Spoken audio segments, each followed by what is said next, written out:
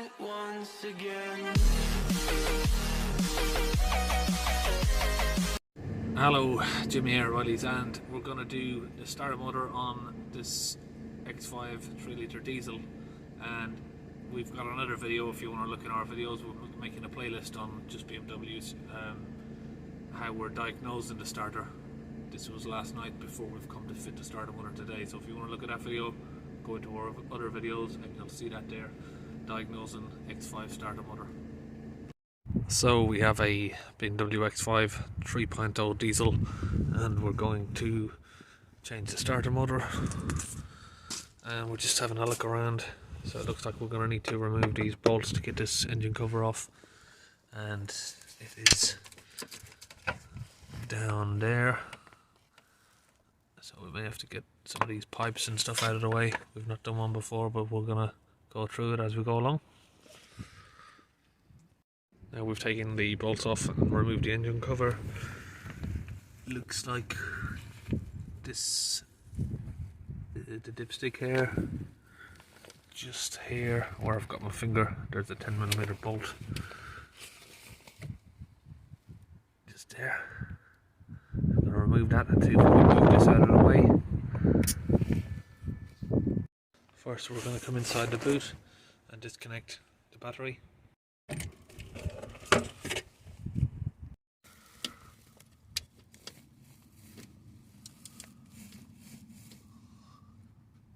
I'm just going to disconnect some of these pipes that are clipped onto this bracket here. Down the end of this dipstick, not too sure if you can see right there at the end of where my finger is, there's another 10mm bolt on the end of this. Once that's out, you can pull this dipstick out of the way by the looks of it. And here we have that 10mm bolt there from the bottom of the dipstick line. Now this should just wiggle out as long as all of those pipes are disconnected. And we've got a little something catching on it down there.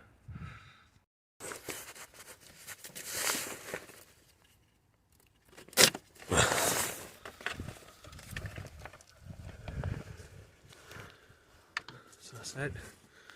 So you can see here was the top 10mm bolt, and here was the 10mm bolt at the bottom. So that goes back into the sump, and then the bolt is there holding it in place. Now we've got a live cable here on a bolt, and I'm going to try and get you down in there. Let me see.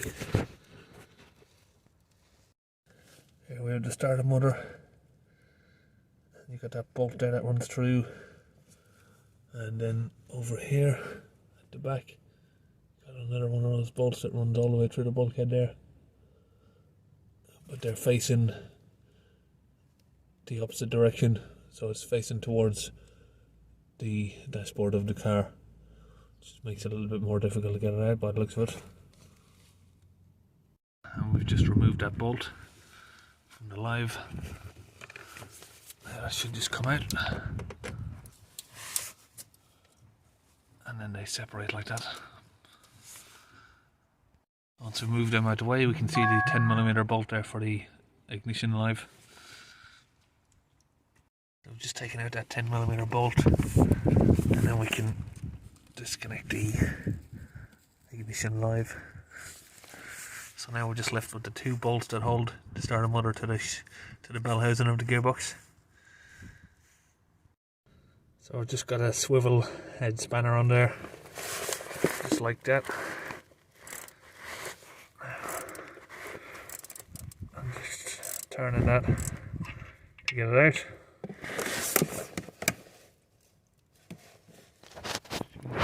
out. Almost there. We're just on the second bolt. It's a little bit hard to reach, just down the back here. But just about got the spanner on it there. I've got my hand underneath the intake manifold. Now, I've seen a lot of people remove the intake manifold to get to this bolt, but I'd rather not do that. So I'm just going to try and get it out on this swivel head spanner. It's a 10mm spanner. Once I've got the bolt out, I'll show you it. So the starter motor is just fallen down, and here's the bolt that we've got out of it. So it's one of these female splines, or you need a female spline socket for it really. It should probably be an M12 or an M14. But what we've managed to do is it's set in deposition on the starter, and we've got our swivel head spanner here on it, like so, and just turned it off. And this is a 10mm spanner with a swivel on it. It just fits that perfectly.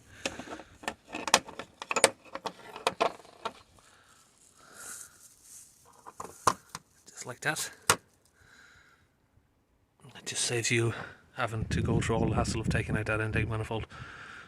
I've seen some people remove the intake manifold, but it's a little bit tricky like this, but I'd much prefer to do it like that than going through the hassle of taking all this off. So now this starter motor should just come out. Pretty sure we've disconnected all of the bolts and cables. It's a bit slippery, can't get a grip on it.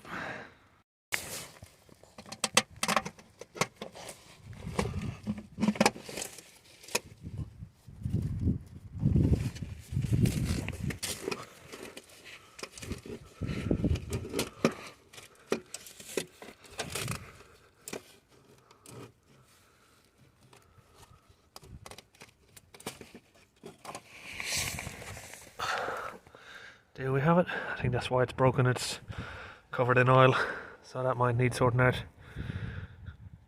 Now we've got our new part.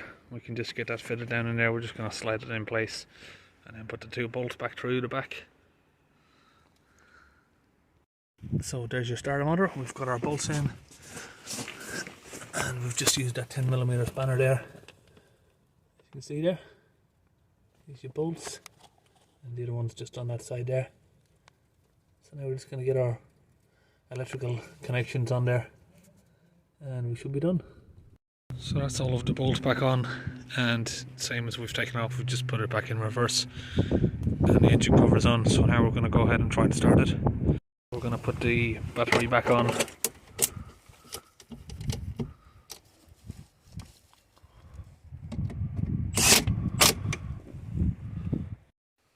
Here we are inside. Put the key in, and a moment of truth. Yep. Here we go. All is good.